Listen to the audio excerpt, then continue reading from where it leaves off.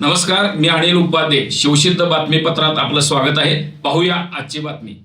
हातकणंगले तालुक्यातील हेरले इथली श्री चंद्रप्रभा विकास सेवा संस्था ही अडचणीतून बाहेर काढून उत्कृष्टपणे चालवली आहे. सर्व सभासदांना याचा लाभ झालेला आहे. त्यामुळे या संस्थेचे सर्व संचालक, चेअरमन यांचे काम कौतुकास्पद आहे. शेतकऱ्यांनी AI आधुनिक तंत्रज्ञानाचा वापर करून शेतीचे उत्पन्न वाढवावे, वैद्यकीय शिक्षण मंत्री नामदार हसन मुश्रीफ यांनी व्यक्त केले. ते हेरले इथल्या चंद्रप्रभा विकास सेवा संस्थेच्या नूतन इमारत उद्घाटन आणि संस्थेच्या अमृत महोत्सवी वर्षानिमित्त आयोजित कार्यक्रमात बोलत होते. यावेळी बोलताना नामदार मुश्रीफ म्हणाले, शेतकऱ्यांनी शेतीचे उत्पादन वाढवण्यासाठी AI सारख्या आधुनिक तंत्रज्ञानाचा वापर करावा. यासाठी शेतकऱ्यांना KDCC बँकेकडून सर्वतोपरी सहकार्य करण्यात येईल. कार्यक्रमाच्या अध्यक्षस्थानी माजी मंत्री प्रकाश आवाडे हे होते. प्रमुख पाहुणे म्हणून माजी खासदार राजू शेट्टी, आमदार इद्रिस नायकवडी, माजी आमदार राजीव आवळे, माजी जिल्हा परिषद सदस्य अरुण इंगवले हे उपस्थित होते. संस्थेच्या नूतन इमारतीचे उद्घाटन मंत्री हसन मुश्रीफ व मान्यवरांच्या हस्ते करण्यात आले. पुढे बोलताना मंत्री मुश्रीफ म्हणाले, चंद्रप्रभा विकास सेवा संस्थेने अतिशय चांगले काम करून उत्कृष्ट इमारत बांधली आहे. सध्या सहकारी कारखानदारी मोठ्या संकटात आहे. याकरिता शेतकऱ्यांनी आधुनिक तंत्रज्ञानाने शेती करून एकरी ऊस उत्पादन वाढवणे गरजेचे आहे. सध्या शासनाने शेतकऱ्यांना ऑनलाईन पद्धतीने खते खरेदी करण्यास सांगितले असून शेतकऱ्यांना त्रास होणार नाही अशी खत वाटपाची भूमिका शासन घेईल. शासनाने प्रामाणिक शेतकऱ्यांना कर्जमाफी केली असून शेतकऱ्यांनी बँकेची कर्जे वेळेवर भरणे गरजेचे आहे. यावेळी बोलताना माजी खासदार राजू शेट्टी म्हणाले, सहकारी संस्था चालवताना गावचे राजकारण बाजूला ठेवून काम करावे लागले तरच शेतकरी सभासदाचे हित होऊ शकते. राज्य सरकारने कर्जमाफीतील काही अटी शिथिल करणे गरजेचे आहे.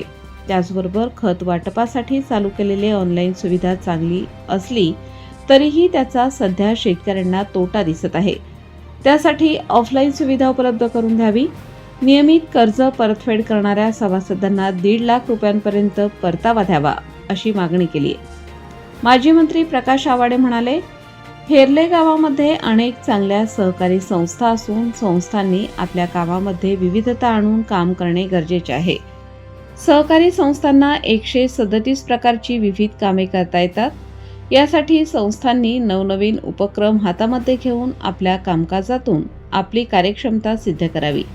शेतकऱ्याला समृद्ध करण्यासाठी आधुनिकीकरणाची कास धरणे आवश्यक आहे. शेतकऱ्यांमध्ये क्रांतिकारक बदल घडवण्यासाठी प्रयत्न करणे गरजेचे असून शेतकऱ्यांचे शेतीतील उत्पादन वाढणे गरजेचे आहे. शेतकऱ्यांनी प्रयोगशील आधुनिक शेती करणे गरजेचे आहे. संस्थेचे चेअरमन बालेचांद जमादार यांनी संस्थेचा लेखाजोखा मांडला. यावेळी माजी जिल्हा परिषद सदस्य अरुण इंगवले, माजी आमदार राजीव आवळे, आमदार इद्रिस नायकवडी यांनी मनोगते व्यक्त केली. चंद्रप्रभा विकास संस्थेला आर्थिक संकटातून बाहेर काढून नफ्यात आणल्याबद्दल चेअरमन बालेचांद जमादार यांना मानपत्र देऊन मान्यवरांच्या हस्ते सन्मान करण्यात आला. कार्यक्रमास भैया माने, कामधेनू विविध संस्थांचे संस्थापक, चेअरमन आतगोंडा पाटील, वसंतराव पाटील, माजी उपसभापती अविनाश बनगे, विठ्ठल मोरे, वडगाव बाजार समितीचे सभापती सुरेश पाटील, शेतकरी सोसायटीचे अरविंद चौगुले, कर्मवीर पतसंस्थेचे व्हाईस चेअरमन अमोल पाटील, गणी देसाई, माले सरपंच राहुल कुंभार, बंटी पाटील, बाळगोंडा पाटील, सुभाष निंबाळकर, माजी सरपंच रियाज जमादार, ग्रामपंचायत सदस्य बख्तियार जमादार, अमित पाटील, उर्मिला कुरणे, कुमार इंगळे, कामधेनू पतसंस्थेचे vice chairman Milind Ingale, Gundu Khot, Jaysing Gadkari, Amin Bargir, Mahadev Parit, Babasaheb Chougule, Suresh Chougule, doctor Sohel Jamadar, doctor Shubham Parit यांच्यासह विविध संस्थांचे संचालक, पदाधिकारी, सभासद, ग्रामस्थ मोठ्या संख्येने उपस्थित होते. शरद निंबाळकर यांनी आभार मानले. सुरू होतंय, ती काय संपत नाही आणि ते संपणारही नाही. कारण ते ऊसाचा दर देणाऱ्यांच्या बाजूला असतात आणि आम्ही ऊसाचा दर मागणाऱ्यांच्या बाजूला असतो. आमचंही कधी समाधान होत नाही, त्यांनाही पूर्ण आमचं समाधान करावं असं वाटत नाही. त्यामुळे ते संघर्ष संपणार नाही. पण तरी सुद्धा सहकारामध्ये मात्र एक सहकारी संस्था चालवत असताना या सगळ्या गोष्टी बाजूला ठेवाव्या लागतात.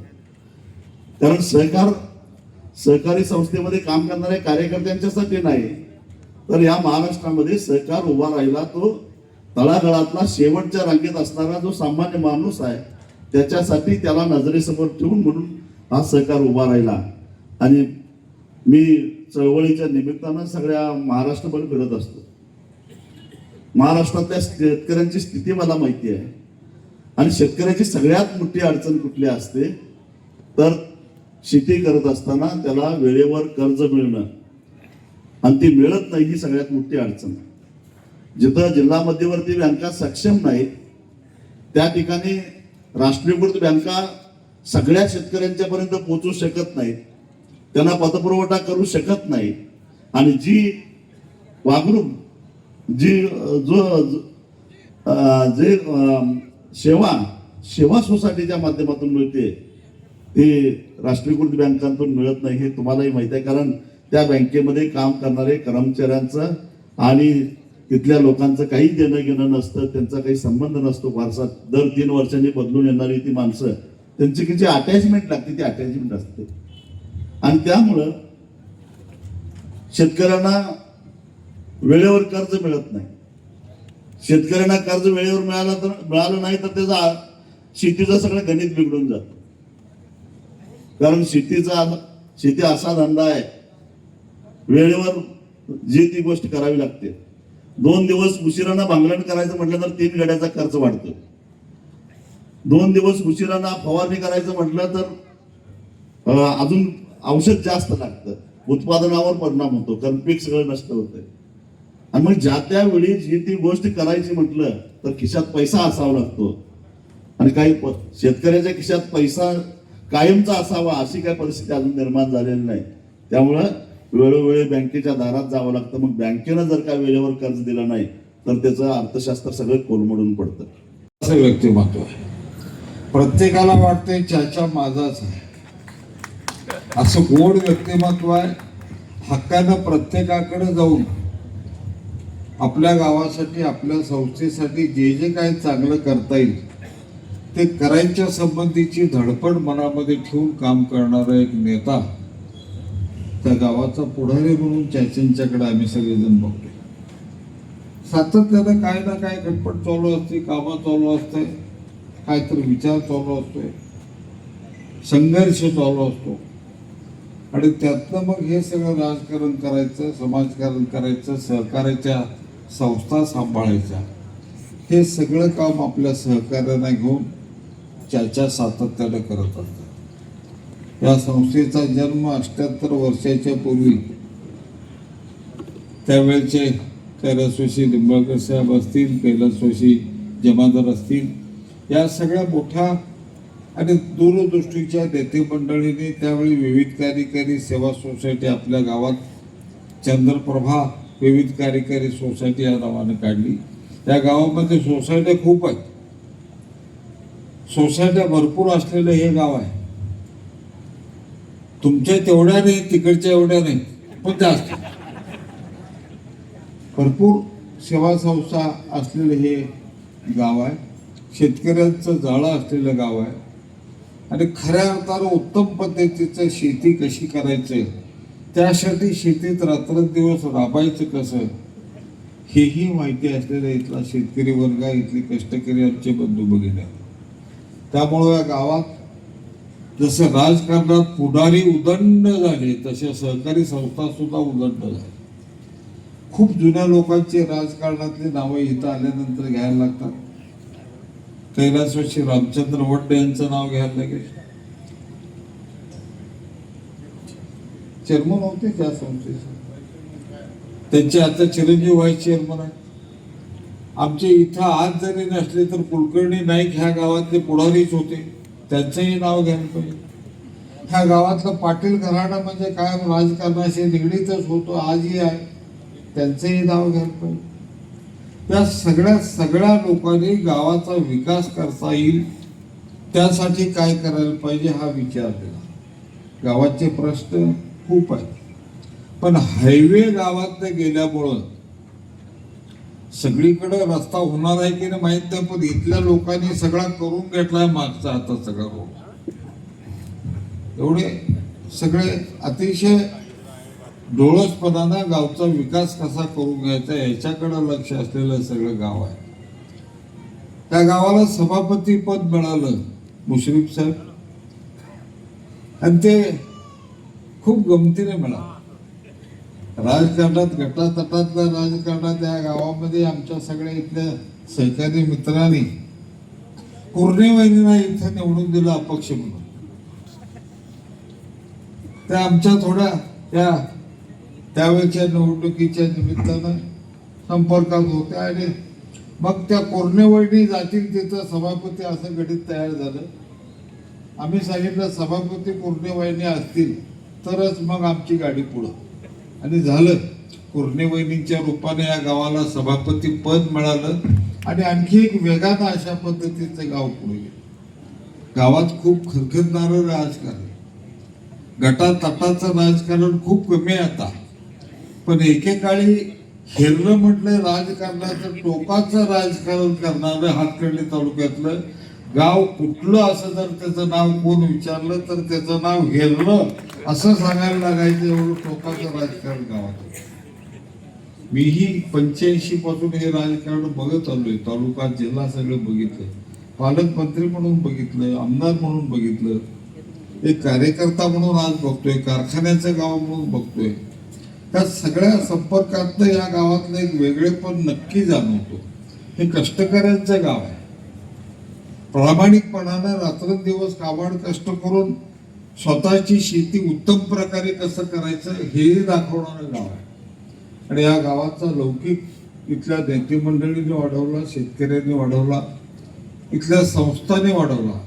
इथं खूप चांगल्या संस्था आहेत. संस्था चांगल्यात चांगली कोण चालवायची ही स्पर्धा या गावामध्ये हे चांगलं लक्षण आहे. माझ्यापेक्षा तुमची संस्था चालली, तुमच्यापेक्षा माझी संस्था चालली, माझ्या डेअरीला किती दूध, तुमच्या डेअरीला किती दूध, अशी स्पर्धा या गावामध्ये असल्यामुळे एक हेल्दी स्पर्धा, निरोगी स्पर्धा, प्रोत्साहनात्मक स्पर्धा या गावामध्ये असल्यामुळं गाव झपाट्यानं वाढलं. मूळ गावापेक्षा आता नवीन वाढ फार जोरात झाली. मी एकच मुश्रीफ साहेबांना विनंती करेन, साहेब या गावामध्ये भरभराट आणायचं झालं तर अजून या गावाला काय कशी ताकद देता येईल बघा. इथं बँक आहे तुमची आहे, आणि आमची मर्चंटची एक शाखा आहे, इतरही सगळ्या बँका आहेत. मोठं आर्थिक उलाढालीचं गाव असल्यामुळे इथं बँका इथं आहेतच आहे. पण या 3 टायर सिस्टीम मध्ये आता विविध कार्यकारी सेवा सोसायटीचं भविष्य कसं, त्यांनी कसं चालवायचं असा एक नवीन प्रश्न तयार होणार आहे. तुम्ही निर्व्याजी कर्ज देता 5 लाखापर्यंतचे शेतकऱ्यांना, सोसायटीला राज्य बँकेकडून जिल्हा बँक आणि जिल्हा बँकेकडून सोसायटी ही 3 टायर सिस्टीम होती, त्यातला गाळा कमी कमी होत चाललाय. या सगळ्या आव्हानात्मक परिस्थितीमध्ये सहकारी आणि त्यातल्या त्यात शेतकऱ्यांचा आत्मा म्हणून असलेल्या या विविध कार्यकारी सेवा सोसायटीचं भवितव्य, त्यांच्या कामामध्ये विविधता आणल्याशिवाय पुढे आता गत्यंतर नाही अशा पद्धतीचं चित्र आहे. त्याच्या माझी आपल्याला विनंती आहे, चेअरमन सुरेशरावने विनंती आहे सगळ्यांना, तुमच्या सगळ्या बोर्डाला, की भविष्यामध्ये आता संस्थेचा व्याप विविधता कामात आणून वाढवा. तुमचं कार्यक्षेत्र फक्त शेतकऱ्याला कर्ज देण्यापुरतं मर्यादित असून नाही आता चालणार. 137 वेगवेगळे उद्योग तुम्हाला करता येतात विविध कार्यकारी सेवा सोसायटी मधनं. त्याची बारकाईनं माहिती घ्या. आणि मुश्रीफ साहेब माझीही आपल्याला विनंती आहे की त्या योजनेमध्ये चांगल्या अशा संस्था ज्या असतील त्यांना कसं बळ देऊन त्यांना नवीन उपक्रम कसा राबवून त्या गावातल्या चांगल्या जनतेला चांगल्या पद्धतीची सेवाही मिळेल, चांगल्या पद्धतीची उत्पादनही मिळतील, त्या दृष्टीनं आता आपण काम करायला पाहिजे असं माझं प्रामाणिक मत आहे. करणारी, सातत्यानं नफ्यामध्ये असणारी, डिव्हिडंड देणारी आणि अवर्ग असणारी ही विकास सेवा संस्था आपण सर्वांनी चालवली. 75 आणि 78 वर्ष आज झाली. ज्यांनी ज्यांनी या कार्यक्रमाची धुरा वाहिली, या संस्थेची धुरा वाहिली, त्या सर्व चेअरमनांचं, सर्व संचालकांचं आणि विशेषतः हाजीबालेच्या जमादार आणि त्यांच्या सर्व सहकाऱ्यांचं मी मनपूर्वक अभिनंदन करतो. अतिशय उत्कृष्ट इमारत आपण बांधली. एखाद्या संस्थेची स्वतःची इमारत असते की ती अभिमानाचं काम सभासदांच्या मनामध्ये असतं आणि गावामध्ये आणि या परिसराला शोभा देणारी इमारत आपण बांधली. विकास सेवा संस्थेनं अशी इमारत बांधावी असं एक आगळं आणि वेगळं उदाहरण आपल्या विकास सेवा संस्थेने घालून दिलं. त्याबद्दल मनपूर्वक आपल्या सर्वांचं मी अभिनंदन करतो. सर्व सभासदांना मी सलाम करतो. म्हणून यापुढच्या काळामध्ये सुद्धा अशाच प्रकारचं काम आपण सर्वांनी करावं अशा प्रकारची अपेक्षा मी या निमित्ताने व्यक्त करतो आणि या संस्थेला मी शुभेच्छा देतो. बंधूंनो, आज या कार्यक्रमाच्या निमित्ताने राजू शेट्टीने अनेक विषय मांडले, अनेक विषय प्रकाश अण्णांनी मांडले, पण तो अरुणराव इंगोले यांनी एकच विषय मांडला की गट तर आता काहीच नाही, कसेही वागा आणि कसेही करा असा सल्ला तरी दिला. आणि या निमित्ताने राजू शेट्टी साहेबांनी 2-3 प्रश्न इथे उपस्थित केलेले होते. आता राज्याचा प्रतिनिधी म्हणून उपस्थित असताना त्यांनी काही प्रश्न उपस्थित करणं आणि त्याची उत्तरं न देणं हे का बरोबर नाही. आता त्यांनी सांगितलं की शेतकऱ्यांना खतासाठी आपण आता ऑनलाईन पद्धत सुरू केलेली आहे. आपल्याला माहिती आहे की 2 जिल्हे आता राज्यातले या ऑनलाईनमध्ये घेतलेले आहेत, एक कोल्हापूर आणि एक संभाजीनगर. तर सर्वात जास्त राज्यामध्ये खताची जर कुठे विक्री होत असेल तर या 2 जिल्ह्यामध्ये होते. हा एक प्रयोग घेतलेला आहे. परवा मी मंत्रिमंडळाच्या बैठकीमध्ये मुख्यमंत्र्यांना हे विषय उपस्थित केला की या 2 जिल्ह्यापुरतंच हे आपण केलं, त्यामुळे शेतकरी त्यामध्ये नाराज आहे. परंतु त्यांनी सांगितलं की जसं जसं शेतकऱ्यांना हे कळेल, लिंकेजची व्यवस्था बंद होईल, युरिया घेतलं, DAP घेतलं की हे घेतलंच पाहिजे अशा प्रकारचा जो अठास कंपन्या करतायत त्या बंद होईल आणि त्याला योग्य प्रकारे खत सगळं मिळेल. हे जरी खरं कारण असलं तरी खरं कारण युद्धाचं आहे. खताचं फार मोठ्या प्रमाणात टंचाई आहे आणि आपल्याला एकदा खत मिळत नाही म्हटलं तर रांगा लोक लावतात, त्यातनं ब्लॅक मार्केट होत आहे. आणि म्हणून आपण प्रयोगादाखल केलेला आहे.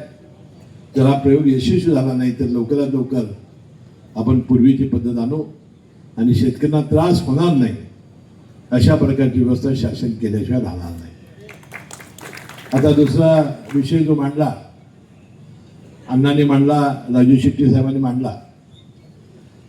आता खरोखर एक गंभीर परिस्थिती या सर्व जिल्हा मध्यवर्ती बँकेचा चेअरमन म्हणून माझ्यासमोर सहकारी साखर कारखानदारीची आहे. आपल्याला माहिती आहे की 3 महिन्याचा सीझन आता साखर कारखाने 90 दिवसापेक्षा जास्त दिवस कारखाने चालवत नाहीत. 9 महिने बसून पगार द्यावा लागतो. वर्षाला FRP वाढते, वर्षाला वेज बोर्डमुळे पगार वाढतोय आणि मेंटेनन्सचा खर्च वाढतोय. यामुळं साखरेचे दर वाढायला तयार नाहीत. अशा एका संकटामध्ये शेतकरी सापडलेले, कारखानदारी सापडलेले आहे. आणि मग त्याचा उल्लेख अण्णांनी केला की हे खरं आहे की आपल्याला एकरी उत्पादन वाढवण्याची आवश्यकता आहे. अण्णा, तुम्ही वर्तमानपत्र वाचताय की मला माहिती नाही. जिल्हा मध्यवर्ती बँकेनं EIचं धोरण स्वीकारलेलं आहे आणि ते सुरू झालेलं आहे.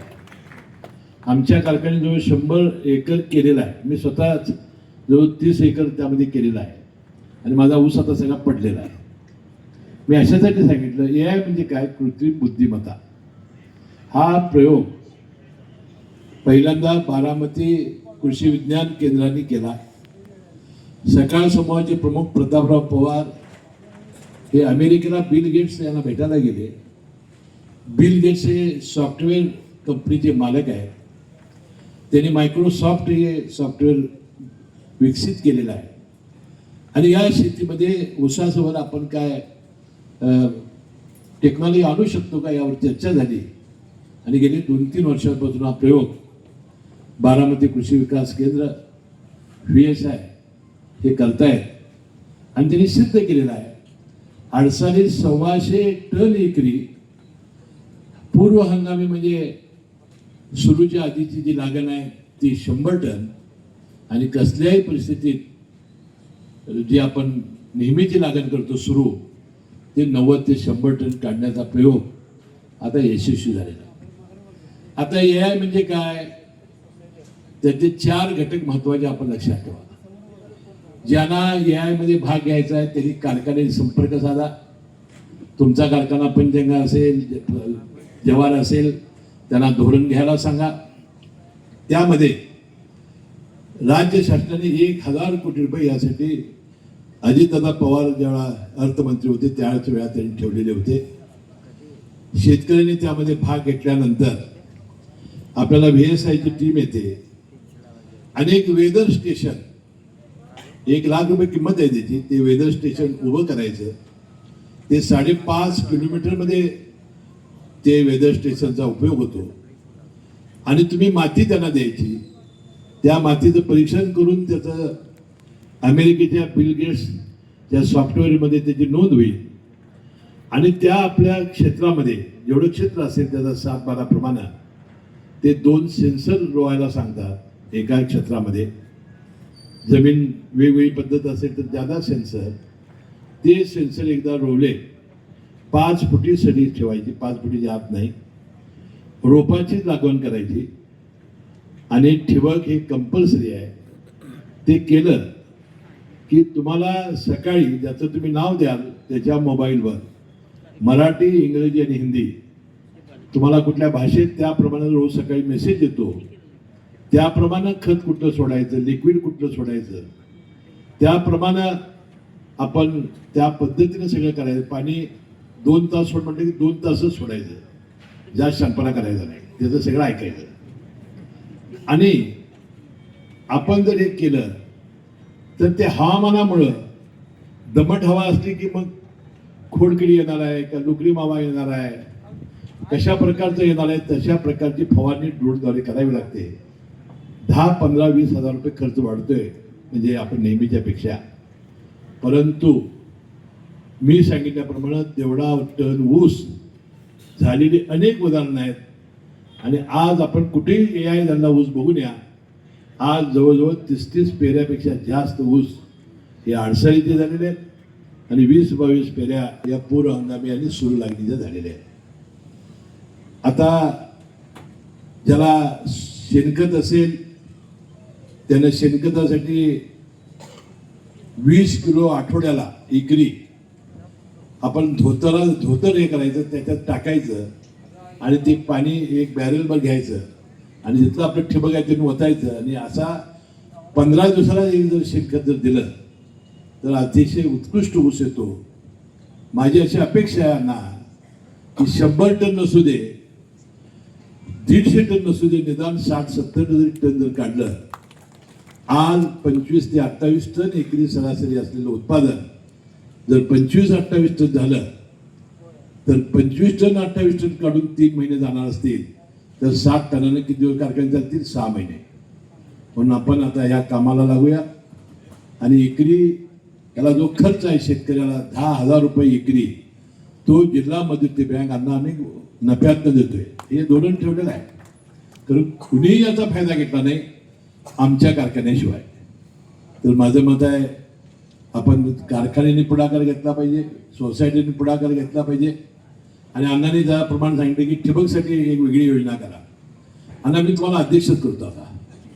आता ठिबक कर्ज पुरवठा आणि सोसायटी स्वबळावर आता सोसायटी मला तुम्ही म्हणालात 5 लाख रुपयेपर्यंत बिनव्याजी कर्ज जर घेणार असाल तर याला नफा किती राहणार? नफा काय फारसा राहणार नाही. सिक्युरिटीचा पगार, कामगाराचा पगार आणि म्हणजे 136 विषय या निमित्ताने सेवा संस्थेने करायचे आहेत. जशी आता इमारत आपण काढली, भाड्यानं दिली, पिठाची गिरणी, चक्की, आपण कृषी सेवा केंद्र, ठिबकचं आता येणारं नवीन तंत्रज्ञान, यासाठी कशाही प्रकारची दुकान गाडी गोडाऊन अशा प्रकारची व्यवस्था करून आपल्या संस्थेचा फायदा वाढवला पाहिजे आणि संस्था या सुस्थिर केल्या पाहिजेत. आणि मला वाटते यासाठी अण्णांना एकमेव अध्यक्ष करून टाकतो मी. ज्या सूचना देतील ते जिल्हा मध्यवर्ती बँक स्वीकारेल आणि या स्वबळावर सोसायट्या आपल्या ताकदीवर उभा राहणं आणि ठिबकसाठी कुठलं धोरण असेल ते निश्चितपणानं करू. बंधूंनो, आज 12,000 कोटी ठेवी असलेली जिल्हा मध्यवर्ती बँक, 300 कोटी रुपये दरवर्षी नफा मिळणारी बँक आणि 40 कोटी रुपये इन्कम टॅक्स भरायला लागतो म्हणून आम्ही यावर्षी एक नवीन उपक्रम घेतलेला आहे.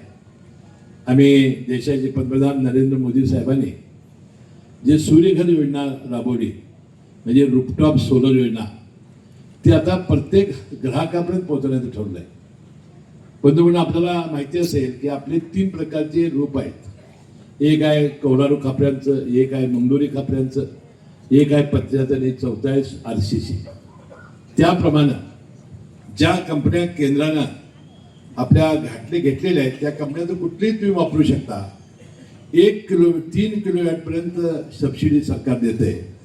त्यामध्ये 1 किलोवॅट म्हणजे 500 ते 600 रुपये महिन्याला बिल येते, त्याला 1 किलोवॅट म्हणायचं.